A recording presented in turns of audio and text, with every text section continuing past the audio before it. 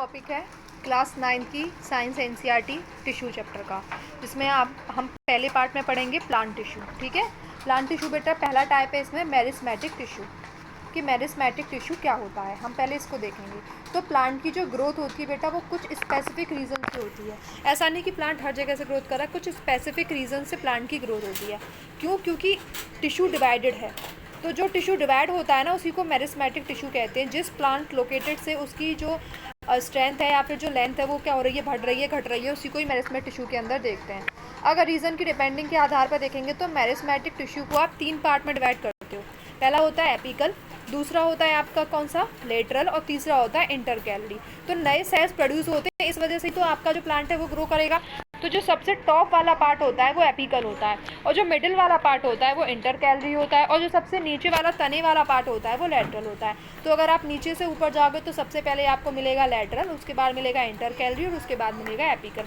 Apical होता है बेटा एकदम ग्रोथ पे होता है, एकदम आपके टॉप में प्रेजेंट होता है। इससे क्या होता है, आपकी ग्रोइंग होती है, स्टेम की ग्रोथ, रूट की ग्रोथ पे, यानी जो टिप्स होता है प्लांट का, जो सबसे टिप्स वाला पार्ट होता है, ऊपर वाला पार्ट होता है, वहाँ पाया जाता है। फिर चाहे वो स्टेम का टिप्स हो चाहे रूट का टिप्स हो, वहाँ से उसकी स्ट्रेंथ को, उसकी लेंथ को इंक्रीज़ करता है ये। ठीक है, तो रूट इंक्रीज़ होगी तो वो अपने टिप से इंक्रीज़ होगी। लेटरल मेरिस्मेटिक के कारण क्या होता है, उसका जो बूम है, उसका जो कैबियम है वो इंक्रीज़ होता है। इंटरकैलरी मेरिस्मेटिक होता है, कुछ प्लांट में वो मोड के पास पाया जाता है। गन्ने के नोड से आपको बहुत तो समझ में आएगा, गन्ने होते हैं ना बीच बीच में नोड लगा होता है, नोड होते हैं ना बीच में उसमें गन्ने में, जैसे ये गन्ना है तो बीच में ऐसे यहाँ पर एक नोड है, यहाँ पर एक नोड, तो ये नोड से इसकी जो ग्रोथ होती है ना उसी को बोलते हैं, क्या बोलते हैं बेटा उसको बोलते हैं आपका मेरिस्मेटिक टिश्यू का इंटरकैलरी वाला पार्ट। ठीक है, इसके अंदर आपका साइटोप्लाज्म बहुत डेंस होता है, सेलुलेज बहुत पतला होता है, सेलुलोज की बहुत पतली सी वॉल होती है, न्यूक्लियाई अच्छा खासा होता है, लेकिन वॉक्यूल्स इसके अंदर नहीं होते। ठीक है, परमानेंट टिश्यू आपका देखो, परमानेंट टिश्यू जो होता है आपका ये मेरिस्मेटिक टिश्यू से ही क्या फॉर्म होता है, क्वेश्चन मार्क है। इसका एक स्पेसिफिक रोल होता है, इसके पास एबिलिटी होती है खुद को डिवाइड करने की। जैसे मेरिस्मेटिक टिश्यू अपने आप को डिवाइड कर लेता है, वैसे ही परमानेंट टिश्यू भी अपने आप को डिवाइड कर लेता है। ठीक है ना, उसके बाद सॉरी परमानेंट टिश्यू अपने आप को डिवाइड नहीं कर सकता, इसकी शेप परमानेंट होती है, इसकी शेप, इसका साइज, इसका फंक्शन सब परमानेंट होता है, और उसी को डिफ्रेंशिएशन कहते हैं। डिफ्रेंशिएशन मतलब कि परमानेंट टिश्यू के डेवलपमेंट के वेरियस टाइप। ये आपको दिखाई भी दे रहा है, एपिडर्मिस ऊपर वाला पार्ट है, उसके अंदर वाली लेयर को कॉलेनकाइमा कहते हैं, उसके भी अंदर वाली लेयर को पेरेन्काइमा कहते हैं, और नीचे फ्लोएम होते हैं, और उसके नीचे क्या होते हैं, जाइलम होते हैं, सारे के सारे। उसके बाद वस्कुलर बंडल्स होते हैं, सारे आपके सी के ही पार्ट हैं।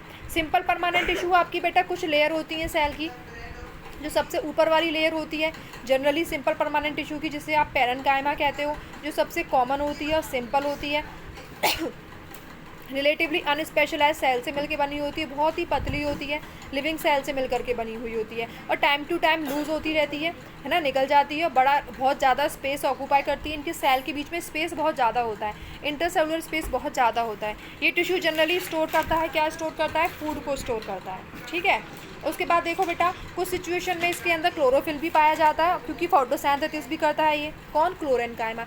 तो ऐसी सिचुएशन में जिस पार्ट के अंदर क्लोरोफिल पाया जाता है और प्लांट का जो पार्ट फोटोसिंथेसिस करता है, उसी पार्ट को प्लांट के को क्लोरेन्काइमा टिश्यू कहा जाता है। एक्वेटिक प्लांट के अंदर एयर कैविटी बहुत बड़ी होती है, क्योंकि पेरेन्काइमा होता है जो कि उनको फ्लोट करने में मदद करता है। यानी ऐसे प्लांट जो पानी में पाए जाते हैं उनके प्लांट के अंदर होल्स बहुत बड़े बड़े होते हैं। क्यों होते हैं, क्योंकि उनके अंदर क्या पाया जाता है, पेरेन्काइमा पाया जाता है। पेरेन्काइमा उनको फ्लोट करने में मदद करता है, पानी में प्लांट को फ्लोट करने में मदद करता है, क्या बेटा, पेरेन्काइमा।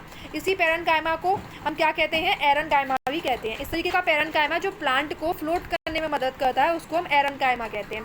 प्लांट की जो फ्लेक्सिबिलिटी है ये परमानेंट टिश्यू की वजह से होती है, जो कि आपका कॉलेनकाइमा होता है। तो प्लांट को जो फ्लेक्सिबिलिटी प्रोड्यूस करवाता है, जो प्लांट को फ्लेक्सिबिलिटी होती है, हम प्लांट को ऐसे बेंड कर देते हैं, टूटता नहीं है कभी कभी, तो वो क्या होती है, किस वजह से होती है, कॉलेनकाइमा की वजह से होती है। ये प्लांट के वेरियस पार्ट को बेंडिंग में मदद करता है, जैसे टेंड्रिल्स हैं, स्टेम है, क्लिम्बर्स की, वो बिना ब्रेक किए भी बेंड हो जाती है मैकेनिकल सपोर्ट की वजह से। तो वो होती है किसकी वजह से, कॉलेनकाइमा की वजह से। ये जस्ट लीफ स्टॉक पे पाया जाता है, एपिडर्मिक के जस्ट बिलो में पाया जाता है। ये भी बेटा आपका लिविंग होता है, एलेंगुएट होता है, इसकी बहुत थिक होता है। ठीक है ना, कॉर्नर में बहुत ज़्यादा थिक होता है, इंटरसेलुलर स्पेस बहुत ही इसमें रेयर होता है, बहुत कम पाया जाता है। दूसरा परमानेंट टिश्यू आपका होता है स्क्लेरेन्काइमा। स्क्लेरेन्काइमा जो होता है प्लांट को बहुत ही ज़्यादा हार्ड और स्टिफ बनाता है। कॉलेनकाइमा प्लांट को फ्लेक्सिबिलिटी प्रोवाइड कराता है, स्क्लेरेन्काइमा प्लांट को हार्ड और स्टिफ बनाता है। उसके पहले मैंने बताया था पेरेन्काइमा जो प्लांट को एक्वेटिक प्लांट्स को फ्लो करने में मदद करता है, जिसको एरेन्काइमा भी कहते हैं।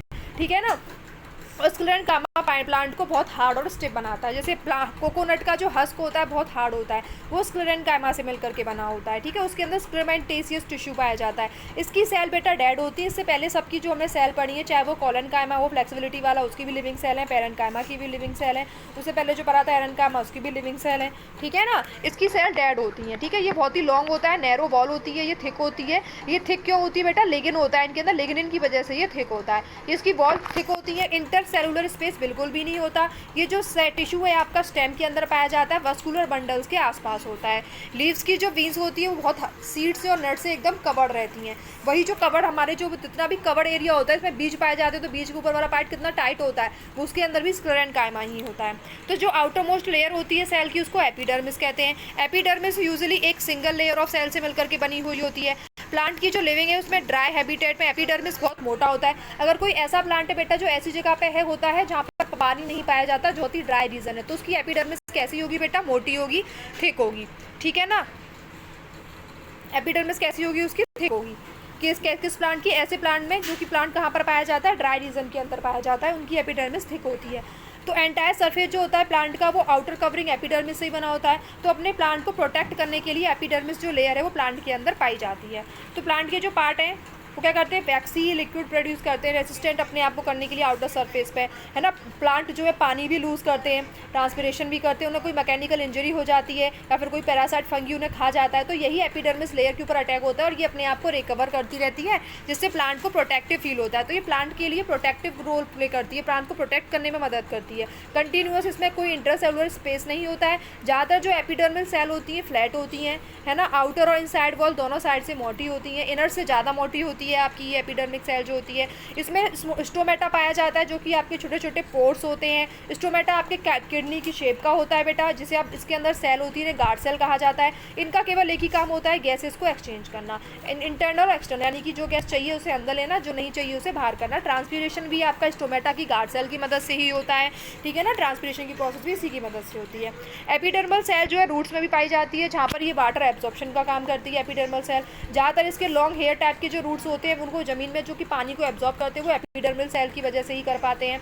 इसका सरफेस ऐसा होता है कि यह पानी को एब्जॉर्ब कर लेती है। कुछ प्लांट जो डेजर्ट वाले प्लांट है जहाँ पे एपिडर्मिस बहुत मोटी पाई जाती है, ठीक है ना, क्योंकि इसमें क्यूटेन होता है, केमिकल सब्सटेंस होता है जो वाटर प्रूफ क्वालिटी देता है प्लांट, क्योंकि वहाँ पे पानी तो पाया नहीं जाता। आउटर लेयर जो होती है ब्रांच ऑफ ट्री की, जो प्लांट बहुत ज़्यादा बूढ़ा होता चला जाता है उसकी प्रोटेक्टिव टिश्यू उतनी ही ज़्यादा चेंज होती चली जाती है, ठीक है ना। सेकेंडरी मेरिस्मेटिक जो होता है आपके कॉर्टेक्स फॉर्म में होता है, प्लांट की लेयर पे कॉर्क के ऊपर होता है। सेल आपको पता है ना, कॉर्क की जो सेल होती है वो डेड होती है ना, और बहुत कॉम्पैक्टली अरेंज्ड भी रहती है बिना कोई इंटरसेलुलर स्पेस के। तो उसके अंदर एक सब्सटेंस पाया जाता है, इसका नाम होता है सुबेरिन, जो कि उसकी वॉल पे पाया जाता है, ठीक है। ये डिस्ट्रिक्टिव फीचर होता है कॉम्प्लेक्स प्लांट का। अब जाइलम और फ्लोएम देख लेते हैं। जाइलम बेटा ट्रैकियार्ड्स होते हैं। जाइलम के 4 पार्ट होते हैं। पहला पार्ट होता है ट्रैकियार्ड, दूसरा होता है वेसल, तीसरा होता है जाइलम पेरेन्काइमा, चौथा होता है जाइलम फायर। ये इंपॉर्टेंट पार्ट है बेटा जाइलम के। जाइलम 4 पार्ट होते हैं, ट्रैकियार्ड, वेसल, जाइलम पेरेन्काइमा और जाइलम फायर। ट्रैकियार्ड्स, वेसल्स और जाइलम पेरेन्काइमा और जाइलम फाइबर, ठीक है। 4 बार है, बोलो कम से कम। Tracheids, vessel, xylem parenchyma, xylem fibre. Tracheid और वेसल ये बहुत मोटी लेयर होती है इनकी, ये डेड सेल से मिलकर बने हुए होते हैं। जब ये मैच्योर हो जाते हैं तो इनकी सेल डेड हो जाती हैं। ट्रैकियार्ड और वेसल टैबुलर स्ट्रक्चर होता है इनका। ये ट्रांसपोर्ट करते हैं वाटर और मिनरल वर्टिकली, नीचे से ऊपर पानी पहुंचाने का काम करते हैं। पेरेन्काइमा आपका फूड को स्टोर करता है। जाइलम फाइबर आपके इसको इन सारे कामों करने में, फंक्शन करने में सपोर्ट करता है। फ्लोएम आपका 5 प्रकार के सेल से, जाइलम केवल 4, xylem parenchyma, xylem fibre, tracheid, vessel, जिसमें से ट्रैकियार्ड और वेसल्स जो थे आपके ठीक थे, बाद में मैच्योर होने के बाद डेड हो जाते हैं। और जाइलम पेरेन्काइमा आपके वाटर ट्रांसपोर्ट करने में मदद करता है। जाइलम फाइबर आपको ये सारे काम करने में मदद करता है। फ्लोएम आपके 5 टाइप होते हैं। इनमें पहला होता है बेटा सीव सेल्स, दूसरा सीव ट्यूब, तीसरा कंपेनियन शेल, चौथा देखो 2 तो कॉमन है, उसमें जाइलम फाइबर, इसमें फ्लोएम फाइबर, उसमें जाइलम पेरेन्काइमा, इसमें फ्लोएम पेरेन्काइमा, लेकिन 2-3 अलग हैं। उसमें ट्रैकियार्ड और वेसल है, इसमें सीव ट्यूब, सीव सेल और कंपेनियन शेल्स हैं, ठीक है। ये मदद करता है बेटा आपको क्या, फूड को ट्रांसपोर्ट करने में, फूड को एक पार्ट ऑफ प्लांट से दूसरे पार्ट ऑफ प्लांट में फूड को ट्रांसपोर्ट करने में मदद करता है, ठीक है। क्या मदद करता है बेटा, फ्लोएम मदद करता है। तो ये आपका प्लांट टिश्यू वाला पार्ट कंप्लीट हो जाता है, ठीक है। प्लांट टिश्यू वाला पार्ट मैंने आपका पूरा कंप्लीट करा दिया। नेक्स्ट में मैं क्या कराऊंगी, एनिमल टिश्यू, ठीक है।